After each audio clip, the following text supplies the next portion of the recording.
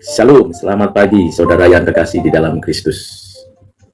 Kembali kita membaca dan merenungkan firman Tuhan yang kita ambil dari kitab Mazmur. Kita membaca kembali Mazmur pasal 18 ayat 47 sampai 51. Tuhan hidup, terpujilah gunung batuku dan mulialah Allah penyelamatku. Allah yang telah mengadakan pembalasan bagiku, yang telah menaklukkan bangsa-bangsa ke bawah kuasaku, yang telah meluputkan aku daripada musuhku. Bahkan Engkau telah meninggikan aku mengatasi mereka yang bangkit melawan aku. Engkau telah melepaskan aku dari orang yang melakukan kelaliman. Sebab itu, aku mau menyanyikan syukur bagimu di antara bangsa-bangsa, ya Tuhan. Dan aku mau menyanyikan mazmur bagi namamu. Ia mengaruniakan keselamatan yang besar kepada raja yang diangkatnya, dan menunjukkan kasih setia kepada orang yang diurapinya, yaitu Daud, dan kepada anak cucunya untuk selamanya. Saudara, Mazmur ini memberikan kepada kita gambaran mengenai karya Tuhan di dalam hidup setiap orang yang telah ditentukan menikmati keselamatan. Tuhan adalah Tuhan yang hidup, yang menghidupkan.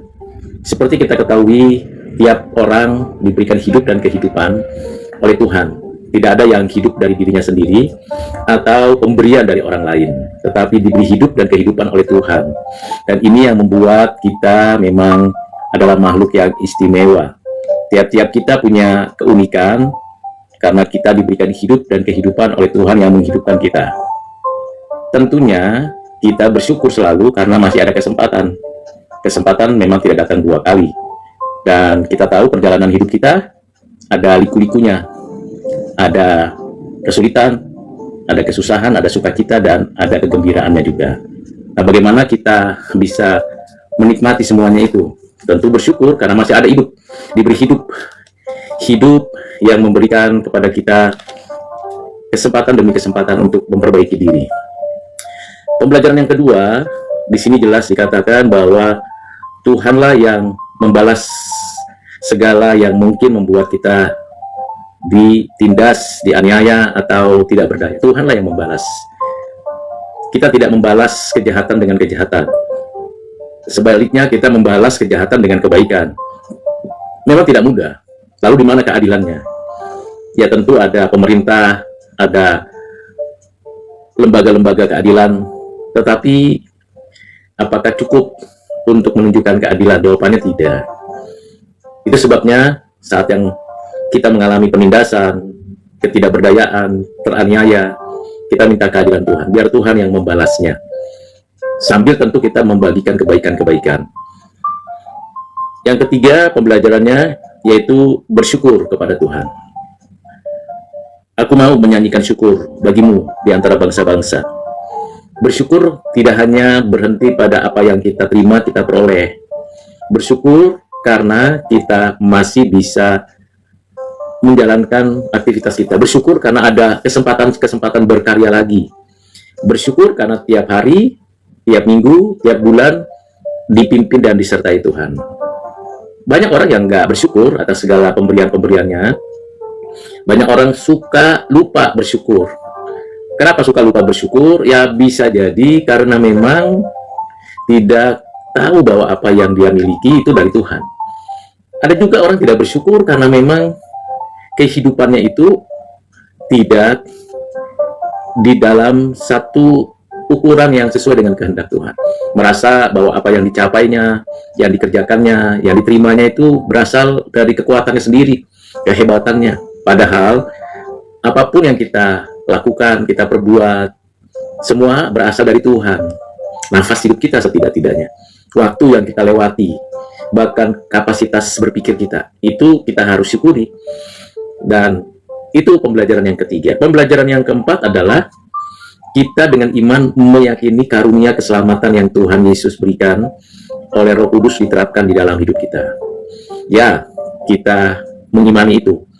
Iman adalah dasar dari segala sesuatu yang kita harapkan dan bukti dari segala sesuatu yang tidak kelihatan. Iman itu instrumen yang dikaruniakan Allah, digerakkan, dipimpin, dihidupkan oleh Roh Kudus. Jadi saya dan saudara adalah orang-orang yang dikarunia iman. Dan iman punya objek. Dan objeknya itu menuju kepada subjek, yaitu Allah yang mengaruniakan keselamatan. Jadi ketika saya dan saudara menikmati keselamatan, bukan hanya bicara keselamatan tidak lagi susah, sulit, sukar, bukan hanya keselamatan dalam pengertian fisik, saya dan saudara mendapatkan perlindungan, tetapi hal yang paling esensial dari keselamatan adalah hidup di sini dan akan datang. Inilah yang dikaruniakan Allah. Ini bukan hasil usaha kita. Jangan ada yang memegahkan diri, kata Paulus. Ya, memang keselamatan itu bukan hasil usaha kita. Ada yang mengajarkan kalau kita banyak berbuat baik, kalau kita banyak menanamkan jasa baik dan bermoral tinggi, maka kita akan mendapatkan jasa juga dari Tuhan. Tidak demikian. Jadi kebaikan yang kita terima, kebaikan yang kita dapatkan, itu karunia Tuhan. Jadi saudara dan saya, kalau bisa mendapatkan kebaikan, bisa menikmatinya, itu karunia, bukan hasil usaha sendiri. Nah, ini 4 hal pembelajaran dari Mazmur nomor 18 ayat 47-51. Saya ulangi, hal yang pertama ialah benar-benar meyakini dengan iman secara logis bahwa Tuhan itu hidup yang menghidupkan kita. Yang kedua, biarlah kiranya Tuhan yang membalas kejahatan dengan keadilannya. Yang ketiga, tetaplah bersyukur dalam segala hal, sebab di sanalah teruji kebergantungan kita dan kesetiaan kita kepada Tuhan. Dan yang keempat, menyadari bahwa keselamatan itu adalah anugerah yang datangnya dari Tuhan. Kiranya dengan firman Tuhan yang singkat yang kita renungkan pada pagi ini, menolong saudara dan saya merenungkan kembali arti Natal dalam hidup ini.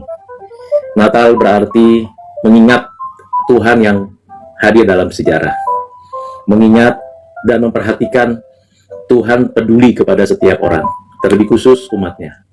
Natal berarti menghadirkan damai sejahtera untuk setiap orang yang ada di sekitar kita. Natal bukan sekedar seremonial, ritual, apalagi Natal bukanlah sebuah hura-hura atau sebuah acara yang glamor, tidak demikian. Natal adalah kesederhanaan hidup, hidup yang bermakna bagi orang lain. Natal mengundang banyak orang untuk memuji kebesaran Tuhan, bukan sebuah konser yang menggambarkan kehebatan seseorang.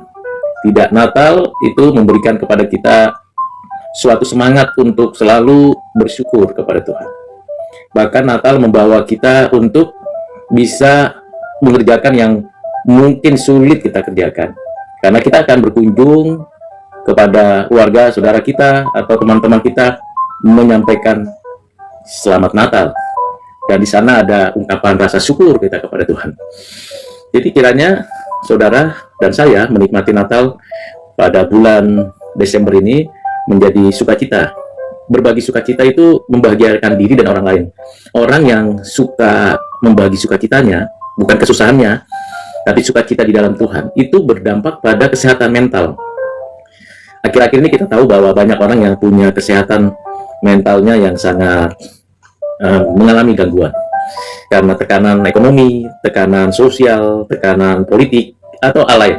Tetapi dengan kita menghadirkan Natal dengan penuh sukacita, itu membuat kesehatan mental makin bertambah. Bangun rasa syukur itu kepada Tuhan. Ini bukan motivasi duniawi, tapi kita harus mengandalkan Tuhan. Jadi ketika kita berjumpa dengan seseorang melalui media apapun, atau secara langsung, hadirkan sukacita Natal di mana Yesus Kristus yang telah lahir itu, kita nantikan kembali kedatangannya. Karena kita punya pengharapan di dalam Kristus, dan pengharapan itu pasti, karena di dalam pengharapan itu ada janji sukacita untuk selama-lamanya. Mari saudara untuk bisa menikmati Natal bersama keluarga, bersama teman, kolega, siapapun, supaya kita bersama-sama mengerjakan bagian kita dengan baik. Dan ingat saudara, kita harus sungguh bergantung kepada Tuhan. Jangan andalkan kekuatan sendiri. Dalam perjuangan iman kita, menghadirkan sukacita, kesusahan kita simpan dulu. Kegembiraan yang datangnya dari Tuhan, itu yang kita bagikan. Dan ketika sudah disampaikan, barulah kita berikan alasan mengapa kita melangkah dengan iman dan berjuang di dalam kebenaran dengan membagikan kasih. Tidak hanya pandai berkata di atas mimbar, pandai berbicara menasihati orang, pandai untuk memberikan wejangan ataupun nasihat, tetapi kita jalankan dalam perjuangan iman itu. bukan karena di mana kita berada, atau bukan karena siapa kita dalam posisi kita di masyarakat, di keluarga, atau di dalam kelompok komunitas-komunitas, tetapi ketahuilah saya dan saudara adalah orang-orang yang dikaruniai status sebagai anak-anak Allah, milik kepunyaan Allah, duta besar kerajaan surga. Kemampuan berpikir kita harus kita perlengkapi dengan pendidikan yang tinggi. Kemampuan emosi kita untuk bijak harus dilengkapi dengan hati yang rendah. Kehidupan rohani kita harus meningkat. Nah, ini yang terus dibagikan menjadi bagian dari sukacita Natal. Hadir di mana orang mengalami kesusahan, lalu menghadirkan damai di sana. Hadir di mana ada orang yang kehilangan arah, kita tuntun untuk masuk ke dalam arah yang benar. Hadir di antara orang-orang yang memerlukan pengetahuan, pengalaman, pengertian yang mengubah zaman. Hadir di dalam kehidupan seseorang dengan sukacita Natal. Kiranya Tuhan menolong saudara, memberkati saudara dimanapun saudara berada. Amin.